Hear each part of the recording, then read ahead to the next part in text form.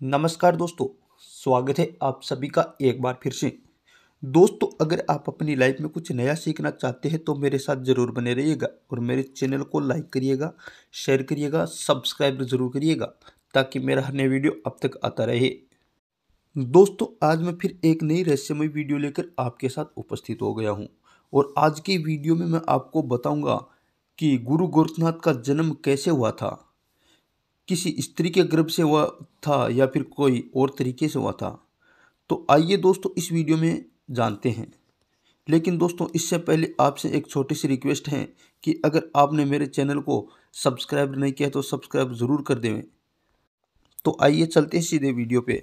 दोस्तों, पौराणिक मान्यताओं के अनुसार गुरु गोरखनाथ का जन्म किसी स्त्री के गर्भ से नहीं हुआ था। उनका जन्म गोबर के ढेर से हुआ था। आइए दोस्तों जानते हैं इस रहस्यमय कथा को। दोस्तों, एक समय की बात है कि गुरु गोरखनाथ, उनके जो गुरु थे मच्छेंद्र नाथ जी, किसी गांव में भिक्षा मांगने गए थे।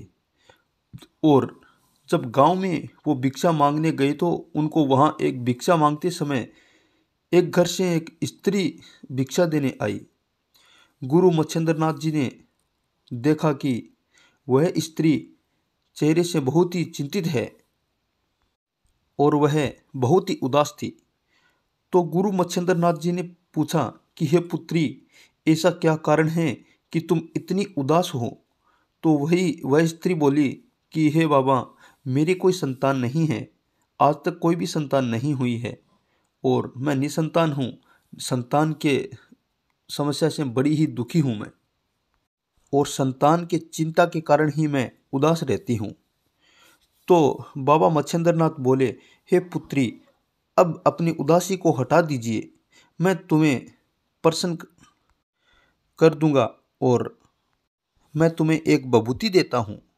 तो बाबा मच्छेंद्र नाथ ने बभूति अभिमंत्रित करके, क्योंकि गुरु मच्छेंद्र नाथ जी थे वो मर्त संजीवनी विद्या जानते थे, तो महाराज मच्छेंद्र नाथ जी ने भगवान शंकर के मंत्र से अभिमंत्रित करके उस बभूति को उस स्त्री को दे दिया और बोले, पुत्री, नहा धो करके तुम इस बभूति को खा लेना और इस बभूति को खाने से तुम एक बहुत ही तेजस्वी, पराक्रमी और महान योगी पुत्र पैदा करोगी।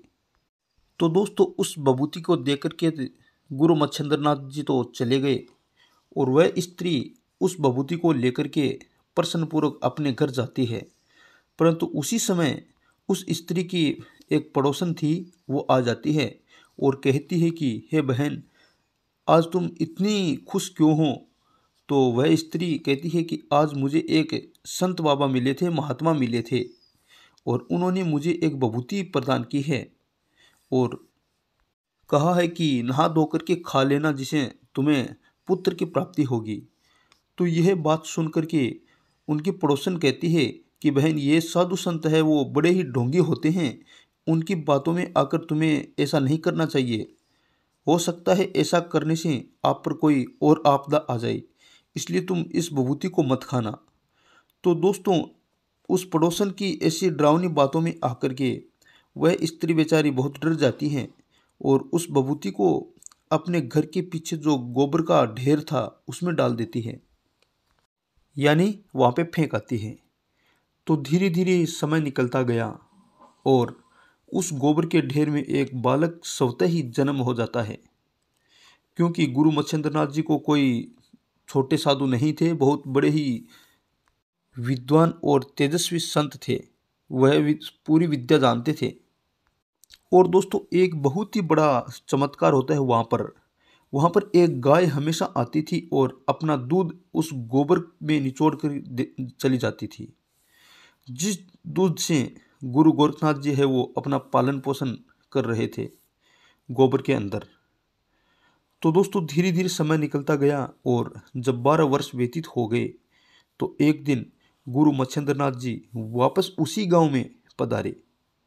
दोस्तों, वह गांव आज भी उत्तर प्रदेश के अमेठी जिले में जाम्स नाम से गांव जाना जाता है। उस जायस गांव में गुरु मच्छेंद्र नाथ जी पधारे और उनको याद आ गया कि मैं एक स्त्री को बभूति देकर गया था, तो उसका पुत्र 12 वर्ष का हो गया है, तो मैं उस पुत्र का दर्शन करके ही चलता हूँ, ऐसा मच्छिंद्रनाथ जी ने मन में सोचा। तो मच्छिंद्रनाथ जी उसी स्त्री के घर आकर के आवाज़ लगाते हैं कि हे माई, तुम्हारा पुत्र अब 12 वर्ष का हो गया है, मुझे तुम्हारे पुत्र को दिखाइए, मैं उस पुत्र को देखना चाहता हूँ। तो ऐसा सुनकर वह स्त्री बहुत डर जाती है और वह स्त्री बोली डर के मारे कि हे प्रभु, मैंने उस विभूति को तो पड़ोसन के कहने से गोबर के ढेर में फेंक दिया था। तो गुरु मच्छिंद्रनाथ जी बोले कि हे मूर्ख स्त्री, मेरी दी गई विभूति कभी व्यर्थ नहीं जा सकती, उससे अवश्य ही उस गोबर के ढेर में पुत्र का जन्म हुआ होगा। तू मेरे साथ चल और मुझे उस स्थान पर लेकर चल जहाँ पर तू विभूति को फेंक कर आई थी। तो दोस्तों, गुरु मच्छिंद्रनाथ जी की वाणी सुनकर के वही स्त्री बहुत डर जाती है और गांव के भी कई लोग आ जाते हैं वहाँ पर और गोबर के ढेर के पास जाते हैं और वह उस स्त्री से कहती है कि हे बाबा, मैंने उस विभूति को इस गोबर के ढेर में फेंका था और यहाँ उस समय बहुत ही गहरा गड्ढा था उस समय, और अब आज वह गड्ढा गोबर से भर चुका है। गुरुजी ने ये बात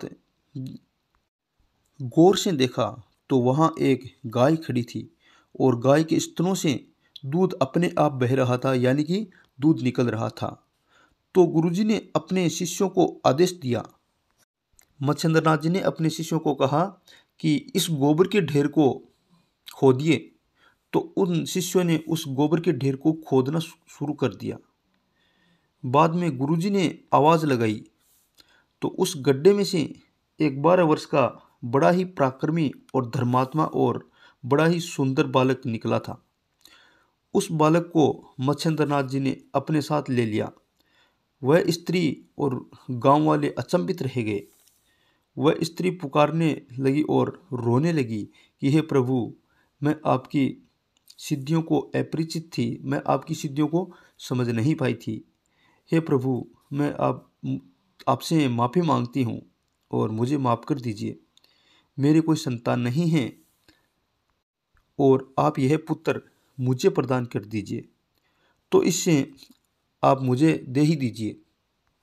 तो गुरु मच्छिंद्रनाथ जी कहते हैं कि अब तुम्हें यह पुत्र नहीं मिलेगा, अब यह बालक है दुनिया का महान योगी बनेगा और आज से इसका नाम, यह गोबर के ढेर से पैदा हुआ है और गौ माता ने उसकी रक्षा की है, उसको दूध पिलाया है, उसको पाला है, तो इसका नाम भी गौरक्ष होगा।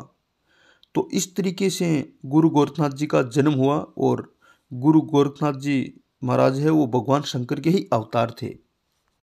दोस्तों, हमारे देश में गुरु गोरखनाथ जी का आज भी बहुत बड़ा महत्व है और बहुत ही अच्छे धूमधाम से पूजा की जाती है। गुरु गोरखनाथ जी छोटे मोटे कोई संत नहीं थे, बहुत बड़े संत हुआ थे।